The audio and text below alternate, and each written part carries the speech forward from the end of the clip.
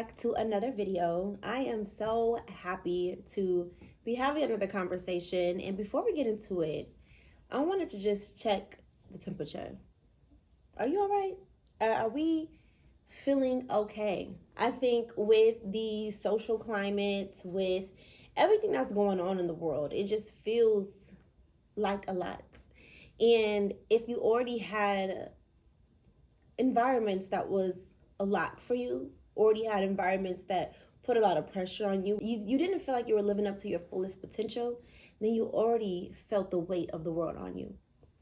So with that being said, I just want to encourage you to breathe through it and pray through it, because really this is the most crucial time. 2025 is going to be a tough year.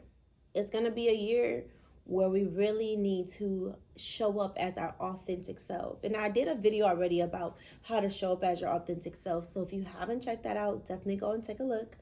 But I want to go a little bit deeper into that, because this year is really going to take a lot of looking within, as well as a lot of praying to God and making sure we're keeping that relationship with ourselves, as well as keeping that relationship open to who God has called us to be and relying on Him to give us the answers.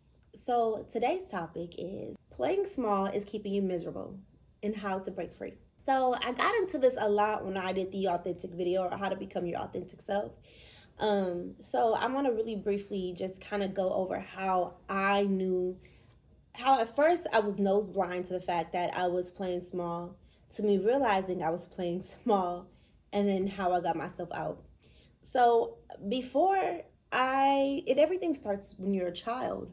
Like, a lot of people's traumas start from when they're kids.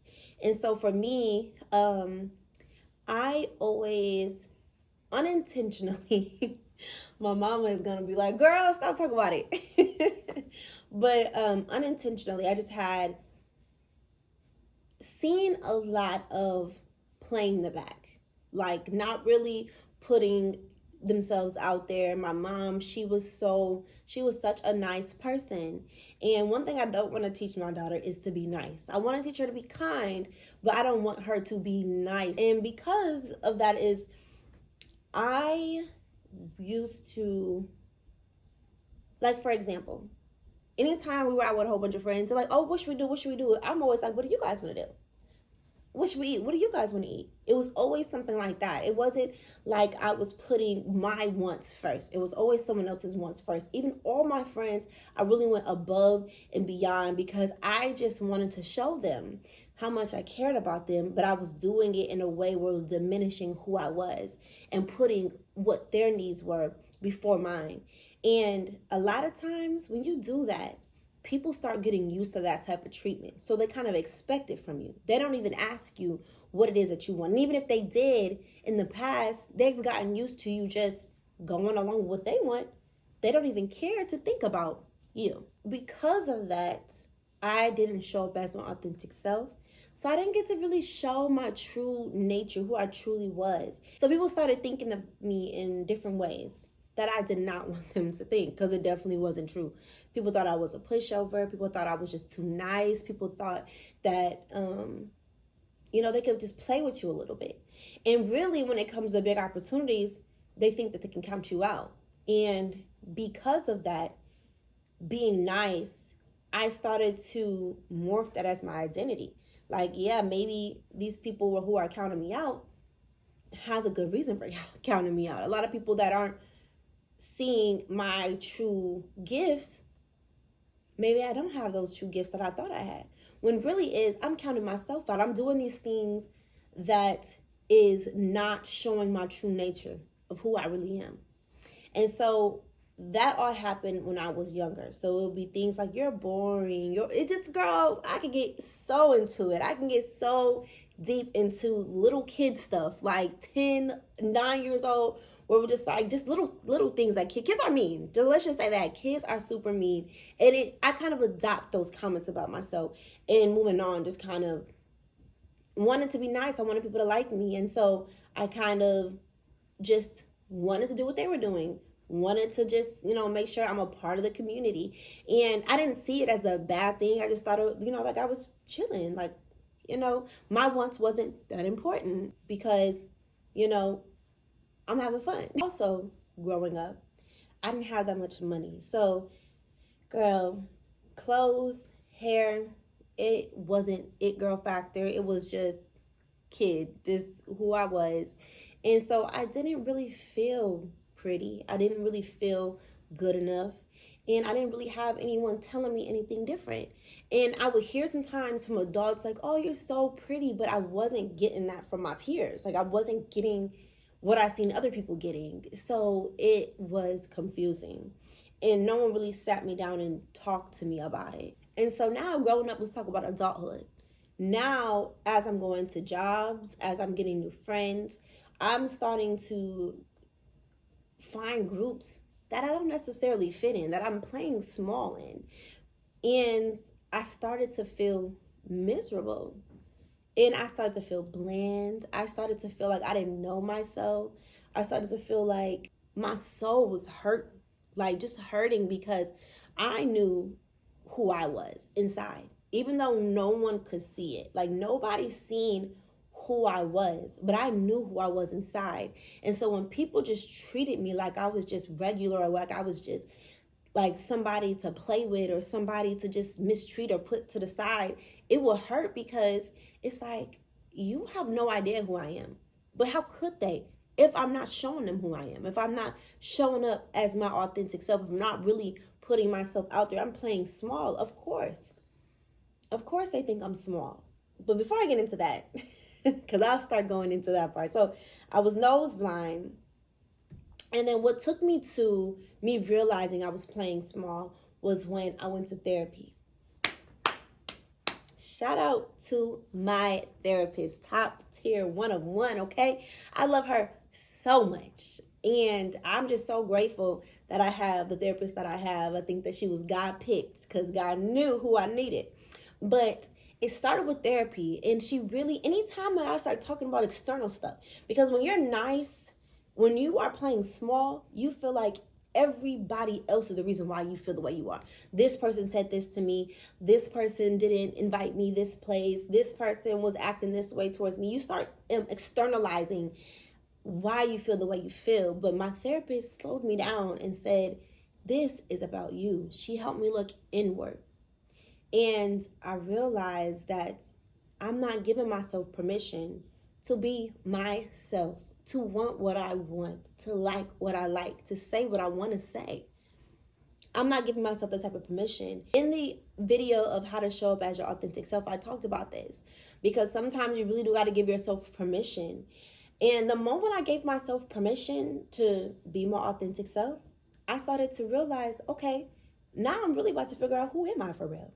Like, who is Larita Rose? Who is she? What is she like? What does she want to say? What is her opinion? Who am I for real? I started to grow the areas that I knew that I wanted to keep, and things about myself that wasn't serving me, I let go of.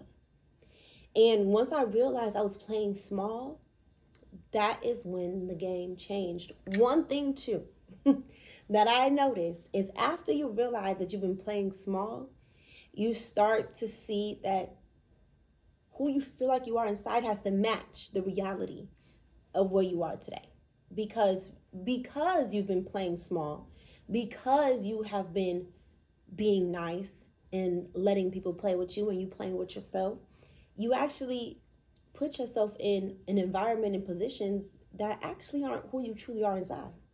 You start picking up habits that don't match who you truly are inside. So now it's like a weird area, like a weird feeling to be in, because you have to realize I'm not who I thought I was. And it hurts. So not only were you miserable because you were playing small, but now you're in this painful moment of realizing that you've been playing so small for so long that you've actually adopted the habits of playing, like of someone who just is not who you truly are. You're not there. You're so far away from, most times, so far away from the person that you feel like you are inside. And there's a lot of work that you have to do now. But even though it hurts, it's like a good pain. It's like going to the gym and now you're sore. Like, it's a really good pain because there's hope. now you have the opportunity to become who you really think you are. And the downsides of not getting there, of not realizing that you're playing small, is like you become depressed. You start feeling shameful about yourself. You start feeling like you're not good enough. And does everybody want you even around? For real. And all those things are of, it's not of God, for real. It's not of God. And as I've gotten closer to myself, I've realized that the closer I get to God, the more I become authentic to myself and realize who God says I am. And when I realize who God says I am, can't nobody tell me nothing. And I really feel that so heavily, because depression ain't of God. God would never want us to be depressed. He would never want us to feel shameful. That's not of him at all. And so with that being said, I decided, okay, now I have the opportunity to become who I want to become. Let me partner with God to get there. And that foundation is remarkable, because now you're building it not off of your own strength, but you're building it off of who God says you are and getting to that place. There was this quote that I absolutely love. It's not a quote, I'm sorry. It's just I'm not sure what it is. But I forgot her name right now, but when I remember it, I'll put it up on the screen. And she was saying that we are all a piece of the master. And what's wrong with the master?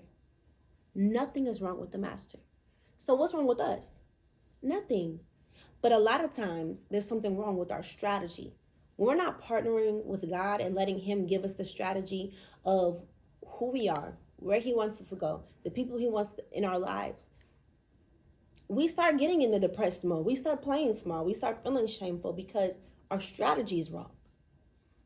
That's not what God has called us to. And now I realize that, the game has changed, because now that I've been partnering with God, my strategy is so different. And I feel more confident in this strategy.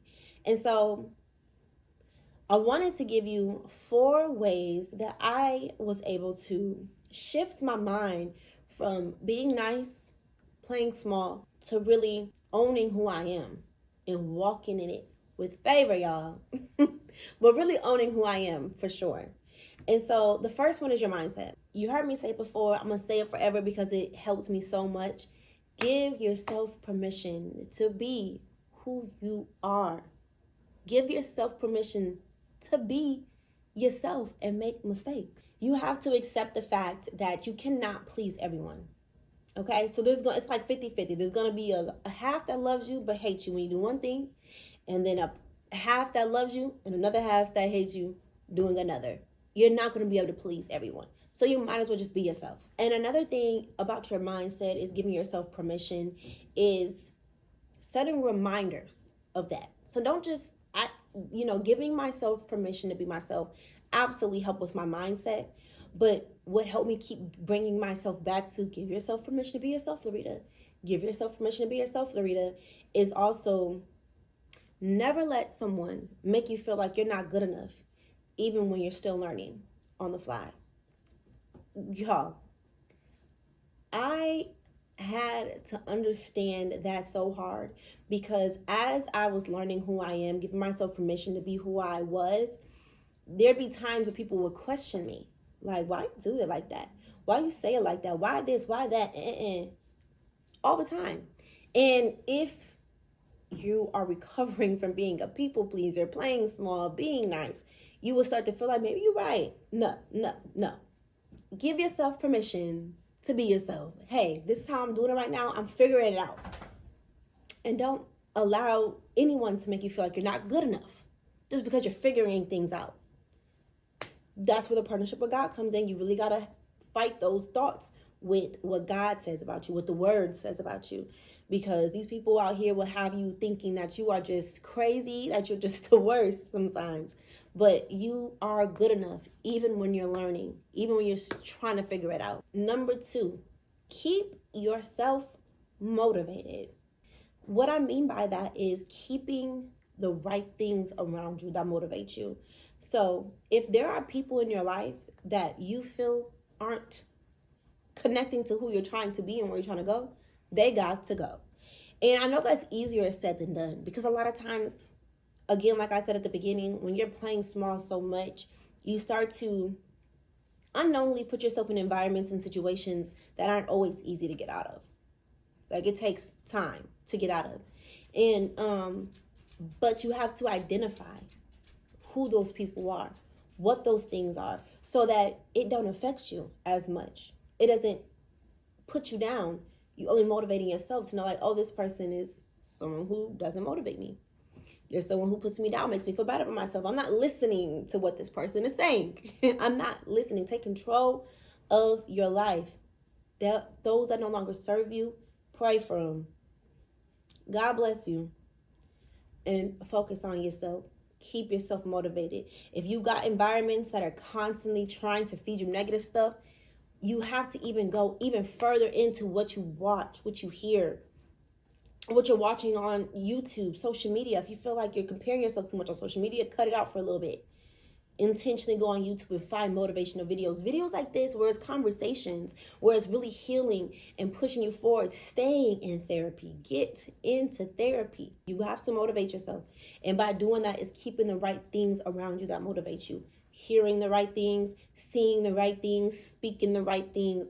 You have to keep your environment motivative so that you don't go back. Number 3 is movements. So we did mindset, motivation, and movement. And what I say about movement is, a lot of times we hear things, I just watched a good video and it really motivated me and I feel good. I'm changing my mindset. I'm giving myself permission to be myself. Yeah, I'm giving myself permission. But are you actually showing up?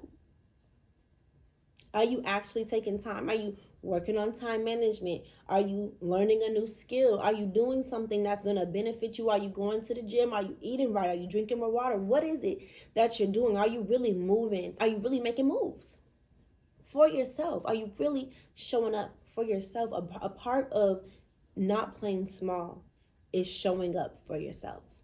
For me, what this looked like for me was setting boundaries. So if I say no, it's a no. It looked like reading my Bible heavy every single day. I didn't want to miss a day. I went I can't even tell you. I didn't go more than have I went more than a week, Lord?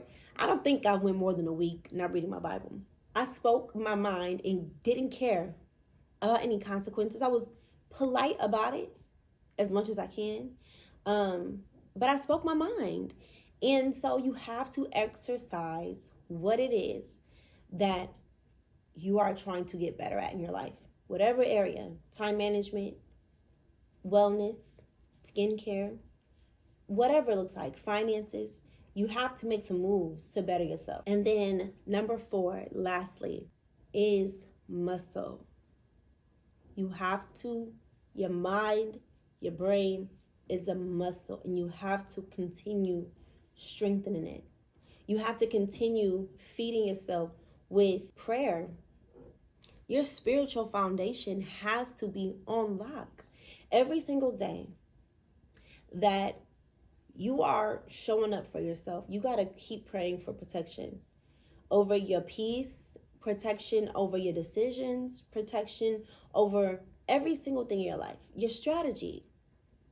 You got to keep going.